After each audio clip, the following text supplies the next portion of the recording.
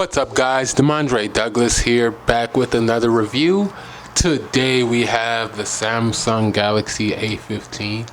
I've been using this phone now for about 2 weeks, and I am going to tell you right now, spoiler alert, if you're here because you want to know whether you should buy this phone or you just got this phone and you want phone validation, the answer is yes, you made a good purchase. I really like this phone. I'm gonna keep it brief and tell you guys why, and if you're deciding whether or not to purchase this phone, you should. Number one, the screen. That's like the standout feature this year is the screen. Most Samsung LCDs are decent. Everyone knows Samsung makes the best screens, and look at that. Speaking of that, we scroll to the Google and there is Samsung. Anyway, yeah, it's 1080p, it's Super AMOLED. That's pretty much all you need to know. The pixels per inch, the nits brightness, that's like, I'm into that, but most average person, that's nerd stuff. You're getting 1080p Super AMOLED for $200. If I am not mistaken, this is the first time this has been done. So, what else is good about the phone? The sound. For it to be a single firing speaker, the sound is really crisp, it's really clear, it's loud enough for you to hear if you have it on speakerphone. Oh yeah, rating on this screen, I would give this screen an 8 out of 10. When you talk to some reviewers, they will say it's not as bright as the other Super AMOLEDs and this and that. Damn all that. It looks good, man, for $200 period. They say the phone is too reflective. Well, I have a like $100 Ricoh Voice here that you can buy Metro PCS. True enough, this is double the price, but I just want to show you what a reflective screen is. You can clearly see that on camera. The viewing angles and the visibility is way better on the Samsung. And for a budget phone, this has a really good screen. This Ricoh Voice, if you're trying to get a phone for free or you only want to spend $40, I recommend this. I wouldn't go lower than this. But anyway, the screen is good. It gets bright, it's clear, but I have noticed it's mad reflective. And I'm glad you can see it in the video. So those talking about the Samsung screen, maybe, yeah, it's reflective to a $2,000 Galaxy whatever. Of course, up against a $1,500 iPhone 14, 15, whatever, yeah, it's not gonna be the best, dude.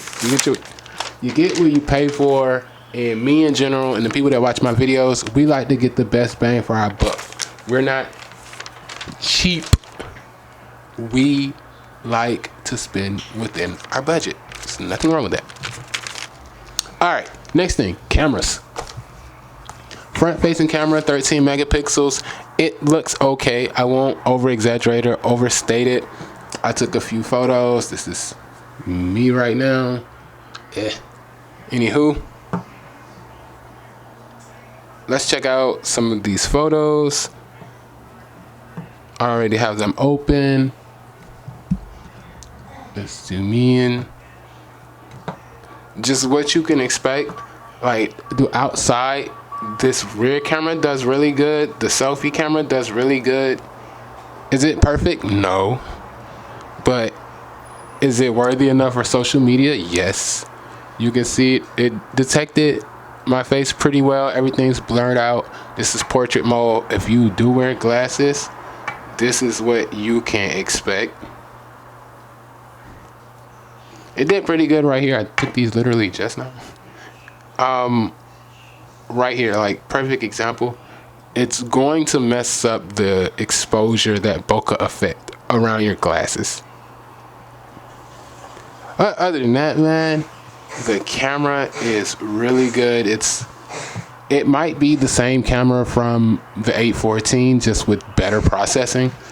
I am not sure, but if you have $200 and you want to be able to make any type of social media content, for me, this is the base, this is the bare bones. I wouldn't go any less than that.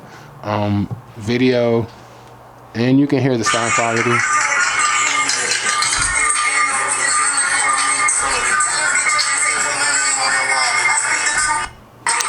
Okay, and what I really like about that video, a lot of cameras struggle when you are indoors and you're taking a picture of something that's outside, or you're taking a picture of someone that's standing in front of a window. Most cameras blow it out. Either it's going to be too bright or too dark. And the Samsung camera did a really good job of keeping my subject in focus and exposing the photo, like, period. Are you gonna get iPhone quality photos? No. But once you put them online and the internet does what it does, you're not gonna get all of that quality anyway. Next up, for as far as the camera, there is no director's mode, so no front facing while you're using the other 3 cameras. There is no portrait video, and all of the cameras top out at 30 frames per second. You do get a wide angle, which is pretty cool. I'll show you that now. I'm super happy they included that instead of a stupid macro or depth sensing camera, whatever they want to call it. But the wide angle is decent. I'll take this picture real quick.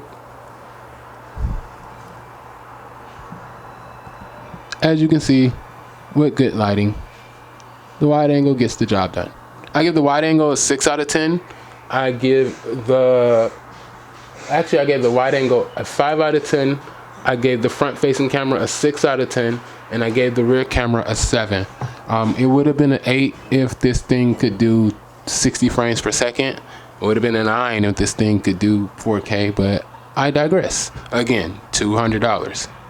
The battery life is awesome. You're definitely going to get through a whole day without issue with this phone, period.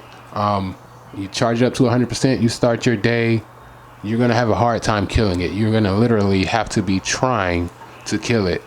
Games, I haven't played that many games because I play on the system. But if you are into games, I did install GTA 3, Genshin Impact, Asphalt 8, and those games will run. I also have the DS emulator.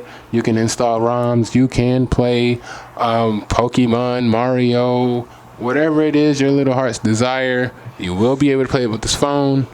Will it be the best graphics? Of course not. But just the fact that it could do it is admirable.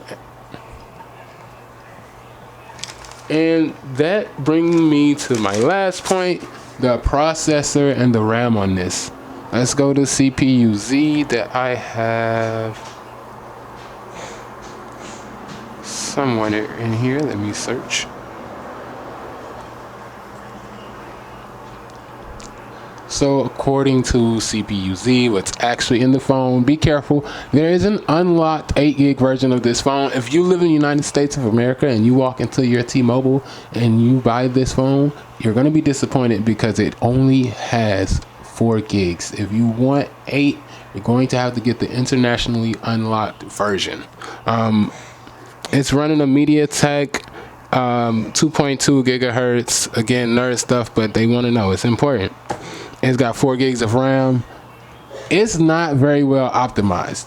Like, the power is there. The Geekbench score compared to the one from last year, it's got a better numbers. Allegedly, it's more powerful.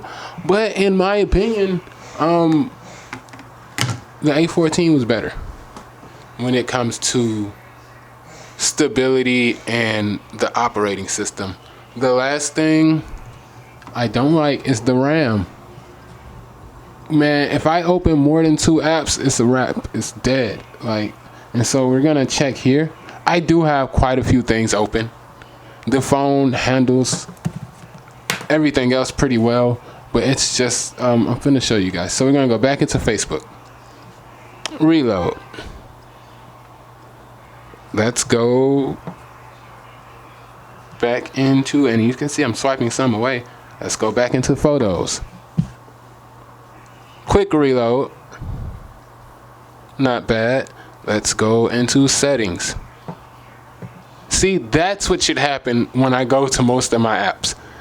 Now, keep in mind, they have quite a few apps open this time, but on a regular day-to-day basis, I forget this is not a flagship phone, especially when you have it in the case, until I go to switch apps and the whole damn page reloads.